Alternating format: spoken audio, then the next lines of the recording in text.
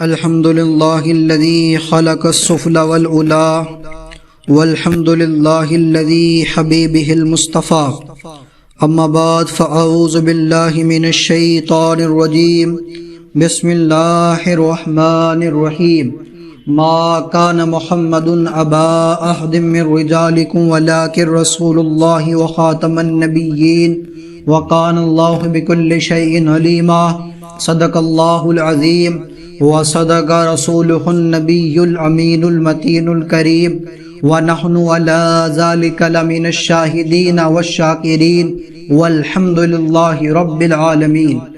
آئیے حضرات، ہم اور آپ مل کر نبی و آل نبی کی بارگاہ میں ہدیہ درود کا نذرانہ پیش کریں۔ پڑھیں بآواز بلند اللہ رب محمد صلی اللہ علیہ وسلم نحن عباد محمد صلی اللہ علیہ وسلم صلو علیک صلاۃ و سلام علیک یا رسول اللہ یا نبی اللہ صلی اللہ تعالی علیہ وسلم۔ اللہ تعالیٰ قرآن مجید میں ارشاد فرماتا ہے ما کان محمد ابا احد من رجالکم ولکن رسول اللہ وخاتم النبیین وکان اللہ بکل شیء علیما۔ یہ آیت بہت مشہور آیت ہے اور بہت معروف آیت ہے، اور خاص کر ہمارا اور آپ کا اس آیت سے بہت زیادہ ربط اور کنیکشن ہے۔ آپ نے اس آیت مبارکہ کو سنا ہوگا۔ کتنے لوگ ہیں جنہوں نے اس آیت کو سنا؟ جی سنا ہے۔ بزرگان دین نے اس آیت کو ہی فاتحہ خوانی میں کیوں ترتیب دی اور اس آیت کو لایا؟ اس لیے کہ یہ آیت نبی پاک صلی اللہ تعالی علیہ وسلم کے خاتم النبیین کے عقیدے کو بتاتی ہے۔ تو جب اس آیت کو فاتحہ میں لا دیا گیا تو ہر سنی کے ذہن و دماغ میں اس آیت کو علماء اکرام نے بٹھا دیا کہ جب تم دنیا سے جاؤ تو کوئی دوسرا عقیدہ نہ لے کے جاؤ، بلکہ اللہ کے رسول صلی اللہ تعالی علیہ وسلم آخری نبی ہیں، تو سرکار کی ختم نبوت پر اور اسی ختم نبوت کے عقیدے کو اپنی زندگی میں اور اپنے ذہن میں اور اپنے عقیدے میں بٹھا کر اس دنیا سے جاؤ۔ یہ وجہ ہے۔ کیا فرمایا؟ ما کان محمد ابا احد من رجالکم، کہ اے لوگو یہ محمد جو ہیں وہ تم میں سے کسی مردوں کے باپ نہیں۔ من رجالکم ولکن رسول، یہ کون ہیں؟ یہ اللہ کے رسول ہیں۔ وخاتم النبیین، اور یہ آخری نبی ہیں۔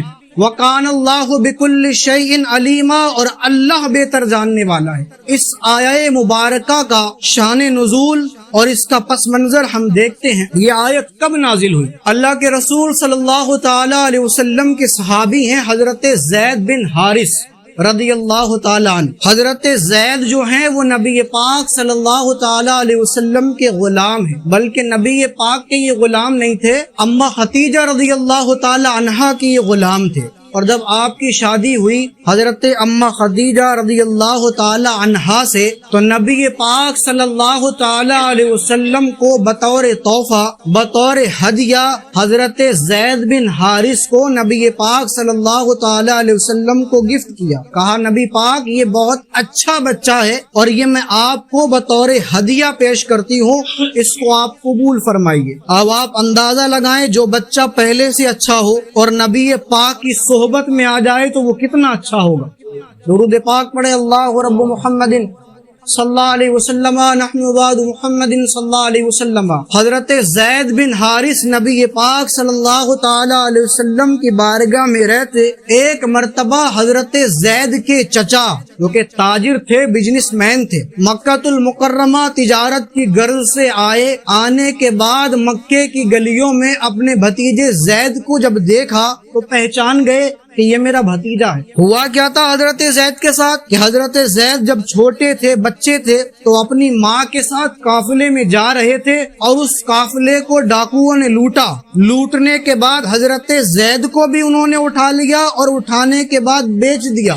بیچتے بکتے بکاتے مکے میں آئے اور مکے میں حضرت امی خدیجہ نے ان کو لیا اور لینے کے بعد نبی پاک کو تحفہ کر دیا۔ اب تحفہ جب کیا تو حضرت زید کے چچا نے جب اپنے بھتیجے کو دیکھا تو وہ یہ دیکھنے لگے کہ یہ کہاں جائے گا اور کہاں رہے گا۔ ان کے پیچھے پیچھے ہو لیے. جب پیچھے پیچھے ہوئے ان کے بہت اچھے طریقے سے اطمینان پا لیا کہ ہاں یہ میرا بھتیجا ہے، فلاں گھر میں رہتا ہے، اب اپنے بھائی کو بتاؤں گا تو میرا بھائی خوش ہوگا. میرا بھائی اپنے گمشدہ بیٹے کو جب سنے گا کہ اس کا پتہ چل گیا تو اس کی خوشی کا ٹھکانہ نہ ہوگا. ساتھ ہی حضرت زید کے چچا نے وہاں کے لوگوں سے پوچھا کہ یہ کس کا غلام ہے؟ فرمایا محمد کا غلام ہے. فرمایا وہ محمد کیسا شخص ہے، کیا اس کا تعارف ہے؟ تو لوگوں نے فرمایا ہم نے محمد جیسا کوئی دوسرا دیکھا نہیں، وہ ایسا شخص ہے. وہاں کے لوگ بتاتے ہیں کہ محمد جیسا دوسرا ہم نے پایا نہیں، یہ اس شخص کا غلام ہے.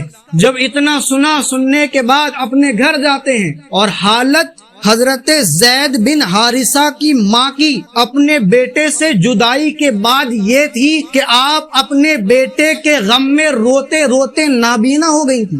مستدرک للحاکم کتاب حدیث کی اس میں یہ واقعہ لکھا ہوا ہے کہ ماں کی آنکھوں کی روشنی جا چکی تھی بیٹے کے غم میں روتے روتے، اور باپ کے یہ جملے تھے جو احادیث کی کتابوں میں نقل ہیں. حضرت زید بن حارث کے باپ حارث فرماتے تھے کہ میرا بیٹا اگر بہت بلند پہاڑ پر ہو اور پہاڑ کا جو راستہ ہو اس میں میخیں ہو اور نوکیں نکلتی ہو تو میں اس خاردار راہوں پر بھی گزر جاؤں گا، اگرچہ میرے پاؤں بیچ میں سے پھٹ جائیں، اور اپنے بیٹے کو میں لا کر رہوں گا. یہ ان کا اسٹیٹمنٹ تھا. تو آپ لگائیے کتنی شدت ہوگی انہیں اپنے بیٹے سے جدائی کی. جب انہوں نے یہ خبر سننے کے بعد فرمایا بھائی پیسوں کا انتظام کرو، چل کے اپنے بھتیجے کو یعنی آپ کے بیٹے کو لے کر آتے ہیں. فرمایا پیسوں کی کیا ضرورت؟ فرمایا یہ کام پیسے سے ہوگا، کیونکہ وہ جس کا غلام ہے اس سے ہم خرید کر لائیں گے نا اس کو. تو اپنی زمین کو انہوں نے بیچا،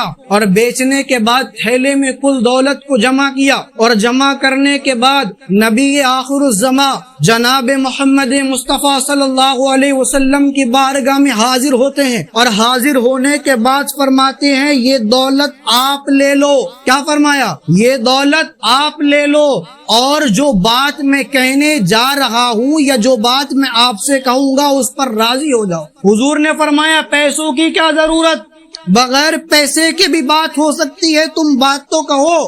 تو حضرت زید کے چچا فرماتے ہیں یہ کام بغیر پیسے کے نہیں ہوگا. تو حضور نے کیا جملہ فرمایا جو کام بغیر پیسے کے نہیں ہوتے محمد عربی ان کو بھی کر کے دکھاتا ہے.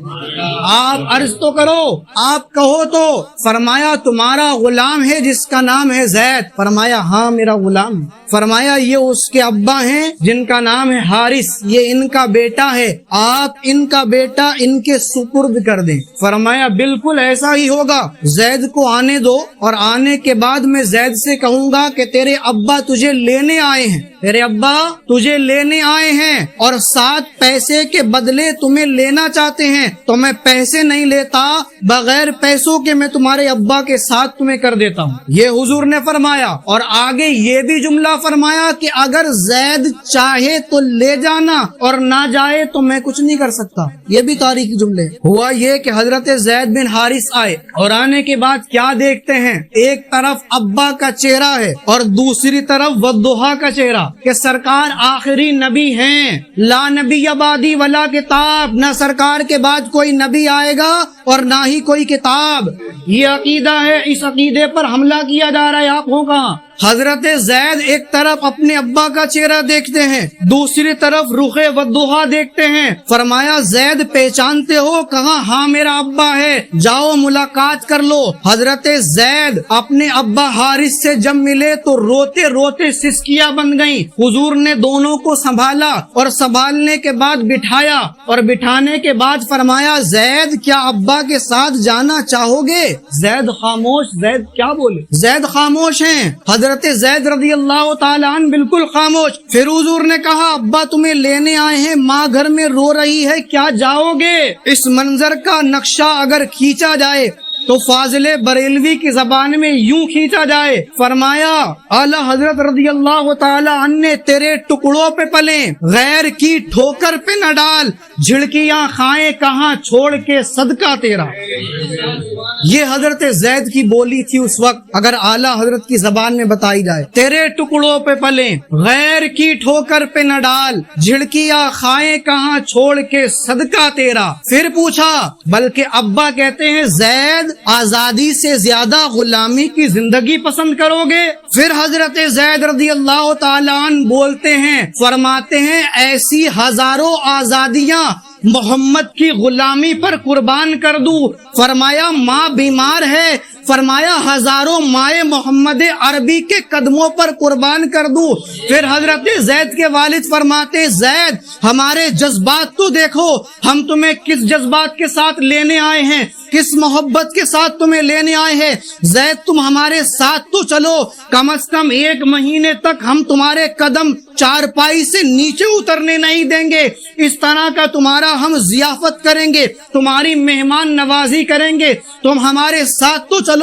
زید بن حارث فرماتے ہیں اپنی زندگی بھی محمد عربی کے قدموں پر قربان کر دی، اپنی جان بھی، اور ابا حضور آپ کو بھی محمد کے قدموں پر قربان کرتا ہوں. اور ہزاروں ماؤں کا جیسا عشق، جیسی محمد عربی نے دی، ایسی ہزاروں مائیں بھی مجھ سے پیار نہیں کریں.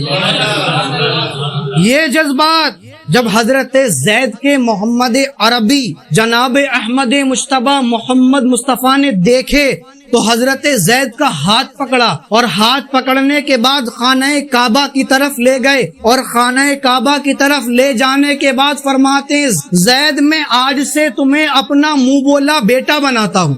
سبحان اللہ. سرکار نے حضرت زید جو غلام تھے ان کو اپنا منہ بولا بیٹا بنایا. ہوا یہ کہ نبی پاک صلی اللہ تعالی علیہ وسلم کی ایک کنیز تھی جن کا نام تھا زینب. آپ کی بیٹی کا نام بھی زینب ہے، اور ایک صحابیہ ہیں ان کا نام بھی زینب ہے. حضرت زید کی شادی اپنی غلام یعنی صحابیہ حضرت زینب سے کی، اور زینب سے شادی کرنے کے بعد پھر یہ کہ غرض طلاق کا بھی نمبر آیا اور طلاق ہوئی، اور اس طلاق کے بعد نبی پاک صلی اللہ تعالی علیہ وسلم کے نکاح میں یہ حضرت زینب آئی. تو جب یہ زینب نبی پاک صلی اللہ تعالی علیہ وسلم کے نکاح میں آتی ہیں تو لوگوں نے کیا کہنا شروع کیا پتا ہے؟ کہا کہ محمد نے اپنے بیٹے کی بیوی سے شادی کر لی. کیا الزام لگایا حضور پر؟ محمد نے اپنے بیٹے کی بیوی سے شادی کر لی. الزام لگ رہا ہے نبی پاک پر، اور اس الزام کی تردید اللہ تعالی خالق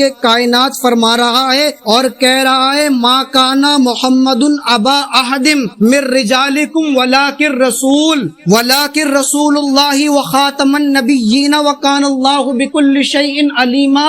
کہ اے لوگو جان لو محمد مردوں میں سے کسی کے باپ نہیں ہیں.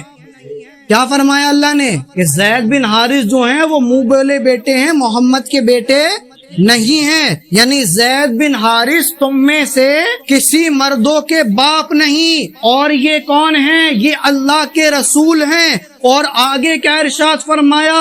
وخاتم النبیین، اور یہ آخری نبی ہیں، اور اللہ ہر چیز کا جاننے والا ہے. اللہ سے دعا ہے کہ کہنے سننے میں جو خطا ہوئی ہو مولا معاف فرمائے، اور ہم سب کو نبی پاک صلی اللہ تعالی علیہ وسلم کی سنتوں پر عمل کرنے کی توفیق رفیق عطا فرمائے.